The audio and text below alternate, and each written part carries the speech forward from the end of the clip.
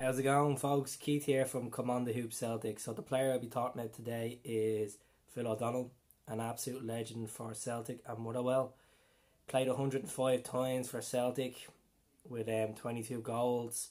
Then he also played for Motherwell in 2 different occasions as well for the club.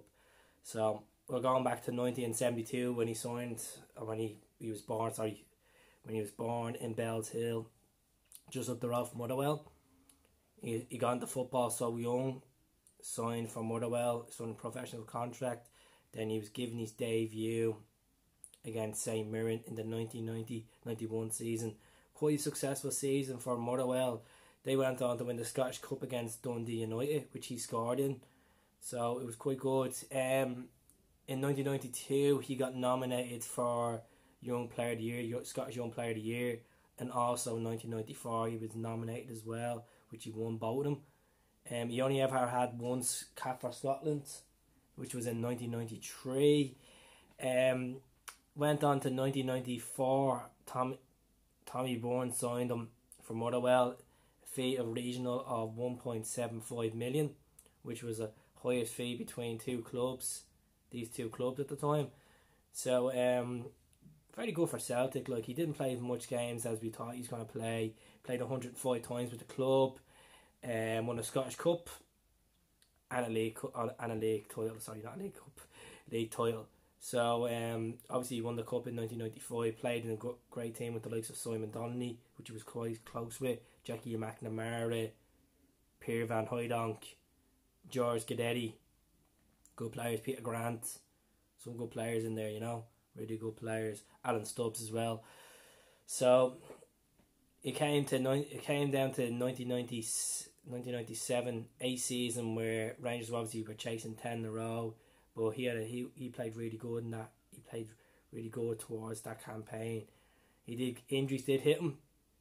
He still got a medal. Altogether, he had 22 goals for Celtic in his whole career there. So eventually, he did leave the club in 1998. He was out contract, and then he went down to Sheffield Wednesday with his former team player Simon Donnelly. Went down to Sheffield for 4 years. Didn't play much games for Sheffield. Altogether, I think it was like 25 games he played for Wednesday. Altogether, he didn't score any goals, but he had the likes of Simon Donnelly there, which he knew quite well. Scottish man himself. Kept him motivated. Kept him going through all these injury times. It was like a rock for him there. But eventually he packed it in, and then he went back to Scotland, and then he was a free agent. Then he signed in January 2004. He signed for Motherwell. Went back to his hometown club. Played quite well. Got the captaincy. Guided them through top table places as well. Not top table, top tier places in Scottish football. And then sadly, in the 29th of December 2007, one of the darkest days in Scottish football, darkest day in Motherwell's history, and darkest day as Celtic fans remember as well. He played a game against Dundee United. Sadly, he collapsed and he did pass away, which was very upsetting. Even talking about it upsets me, even talking about it. But massive funeral, shocked the whole football world. Massive clubs around the world paid their tributes to Phil. He was a great player. Like, he's just so good at pressing up, defending well. He was really good. Like, I found he was very underrated as a footballer, but especially obviously the Scottish national team never recognised him as like a phenomenal player. But he just it sent a lot of shockwaves around the game that there should be the likes of medkits at football games, especially at top tier football games. It was just horrific. It was a horrific accident. But the football, like, Motherwell paid their tributes. They renamed one of their stands the Phil O'Donnell stand. I've talked to his son through Instagram. His son always talks about his good moments. He has his jerseys and his jacket, obviously the Coca-Cola Cup as well, finals in there as well.